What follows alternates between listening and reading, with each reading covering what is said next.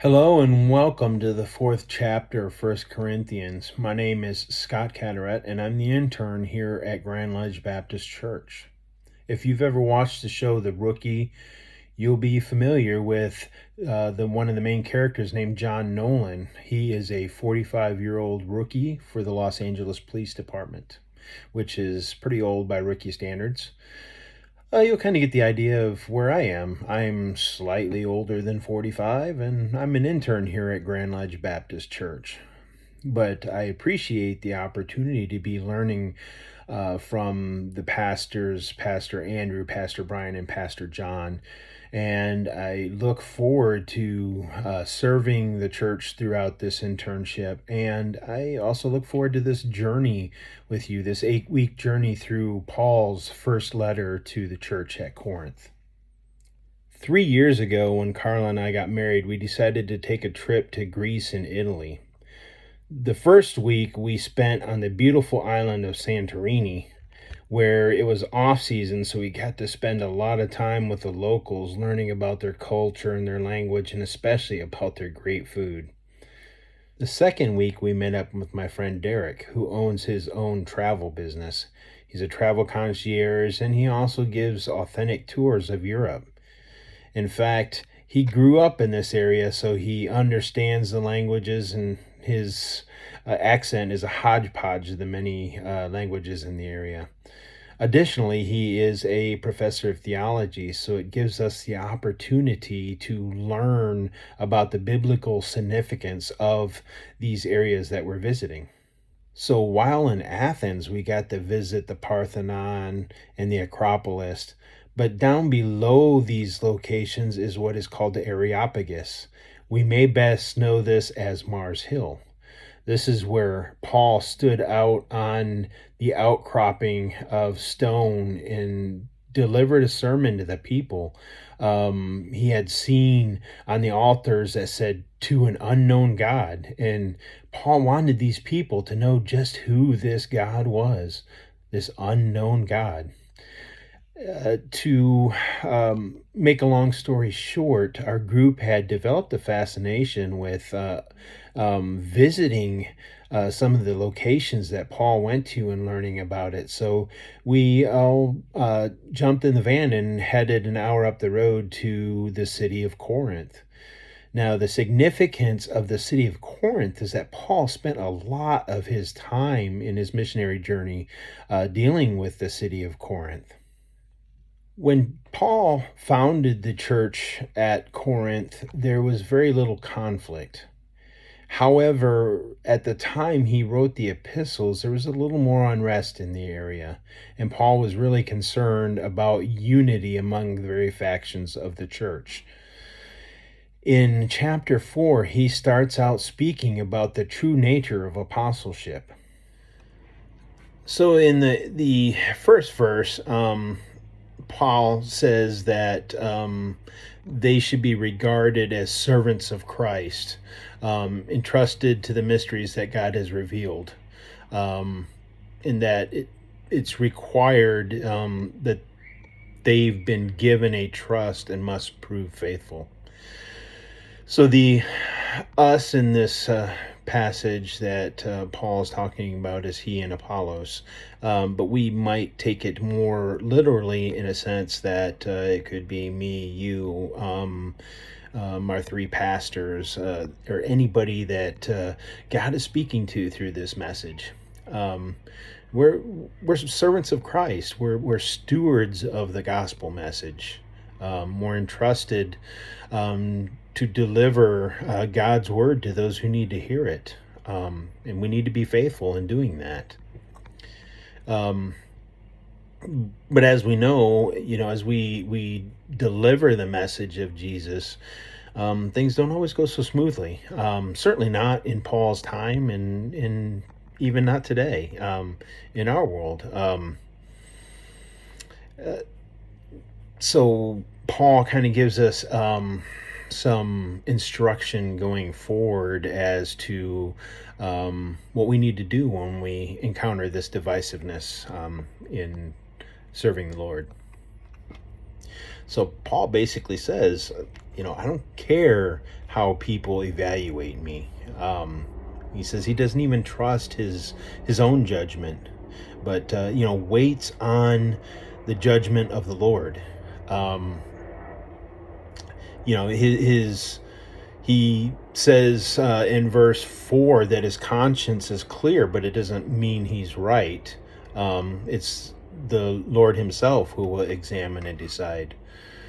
So in verse 5, it says, we need to wait for the appointed time. The Lord will bring out what is hidden or what is in the darkness and bring it to light. And at that time, we will receive that praise from God. So if we're being faithful stewards of God's message, we'll face judgment from others. In our minds, we may even wonder, do I want to deal with this? But again, we talked about being faithful to the word, to what God has entrusted us to do. So we need to get through these negative opinions that we may encounter from others and not get discouraged. On the other hand, we should not become boastful or full of pride in what we're doing. The message is from the Spirit, and we know that the Spirit's message is right, but it's not from our own doing. In verse 6, Paul implores them to set aside their difference, to imitate the principles that he and Apollos have been in delivering to the members of these churches. So he does mention, do not go beyond what is written. Do not add to what the biblical message is. And in verse 8, Paul goes to a little bit of sarcasm and starts talking about their arrogance. So verse 8 says, "Already you have all you want. You have become rich and you have begun to reign, and without us. How I wish you really had begun to reign, so that we also might reign with you." So then Paul goes into the next verses talking about how the apostles were treated based on the arrogance of the people. Explains how they were dishonored, how they were brutally beaten, left in rags, homeless, thirsty, hungry. But then he goes into how Christians should respond to that, not in anger or revenge, but in gentleness. We offer the response. So in verse 12, he said, "When we are cursed, we bless. When we persecuted, we endure it." And in verse 13, when we are slandered, we answer kindly. Getting back to our personal experience with the city of Corinth, when we arrived there, unfortunately, the old city was closed. It was the gates were closed, and we couldn't get out to see some of the structures of the old city. Instead, we were stuck in the newer part, and so we went into some of the shops there and kind of got we were met with kind of a history lesson of Corinth, but it wasn't the one we were looking for. It was more of like a pride and an arrogance in their mythical history of their gods and their pagan practices. It was prideful of the defiant history of Old Corinth, and the um, evidence of the um, divisive mindset that Paul met in those days was still present in the people that were there today.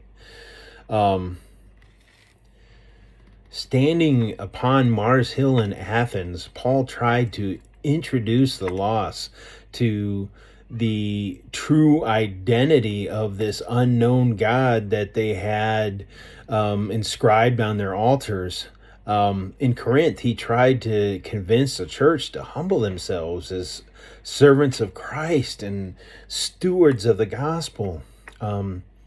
Today, I pray that we, as the true disciples in this devotional message, are true stewards of the gospel, that we're delivering the message of Christ with gentleness and humbleness, and overcoming judgments of others that we encounter in our service to the Lord.